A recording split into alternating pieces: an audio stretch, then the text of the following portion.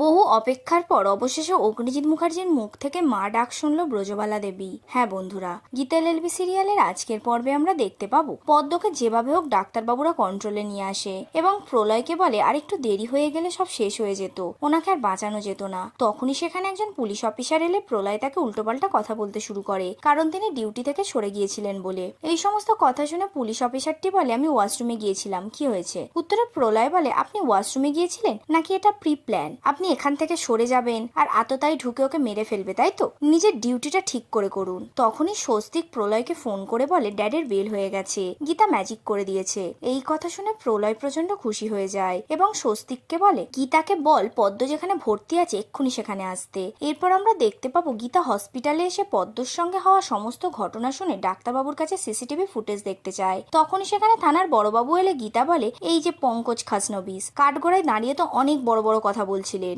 অগ্নিজিৎ মুখার্জি নাকি পদ্মকে খুন করার চেষ্টা করেছিল, তাহলে এখানে পদ্মকে কে মারতে এসেছিল উত্তর দিন। তখন বড়বাবু বলে, সেটা তদন্ত সাপেক্ষ।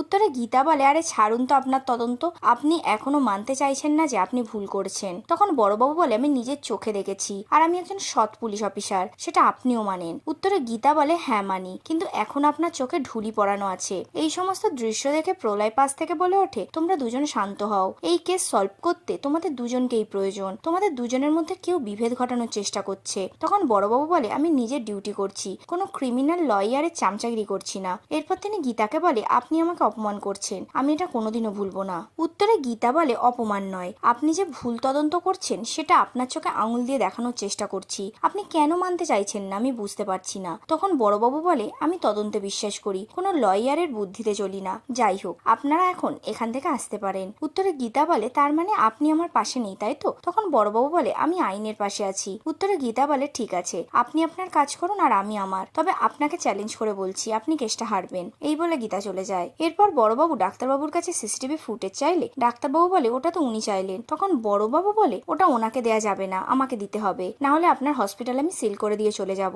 এইদিকে মেহেক ঠাম্মিদের নিয়ে ঠাকুরের কাছে গান গেয়ে প্রার্থনা করতে থাকে। তখনই তানভি বলে ওঠে, ঠাম্মি কে এসেছে দেখো। এই কথা শুনে সবাই বাইরে গিয়ে অগ্নিজিৎ বাবুকে দেখে প্রচন্ড খুশি হয়ে যায়। এরপর ব্রজবালা দেবী অগ্নিজিৎ বাবুকে বলে, যা তুই ঘরে গিয়ে জামা কাপড় ছেড়ে কিছু মুখে দে, ভগবান আছেন, সব ঠিক হয়ে যাবে। আর তখনই কথা বলতে বলতে ব্রজবালা দেবীর মাথা ঘুরে গেলে তানভি বলে, কি হয়েছে ঠাম্মি? উত্তরে মেহেক বলে, পাপাকে যখন থেকে ধরে নিয়ে গেছে তখন থেকে ঠাম্মি মুখে কিছু দেয়নি। এই কথা শুনে ঠাম্মি তাকে চুপ করিয়ে বলে, এসব মায়েরা করে, যদিও আমি তো সৎ মা, কিন্তু আমি তোকে নিজের ছেলে মনে করি, যাই হোক যা বাবা মুখে কিছু দে। এই বলে ব্রজবালা দেবী চলে যাবে, ঠিক তখনই অগ্নিজিৎ বাবু পিছন থেকে ব্রজবালা দেবীকে মা বলে ডেকে ওঠে। এই কথা শুনে সেখানে উপস্থিত সবাই প্রচন্ড খুশি হয়ে যায়। আর এখানেই আজকের পর্বটি শেষ হয়। গীতা এলএলবি সিরিয়ালে প্রতিদিনের আপডেট পেতে আমাদের চ্যানেলটিকে অবশ্যই সাবস্ক্রাইব করে রাখুন। ধন্যবাদ।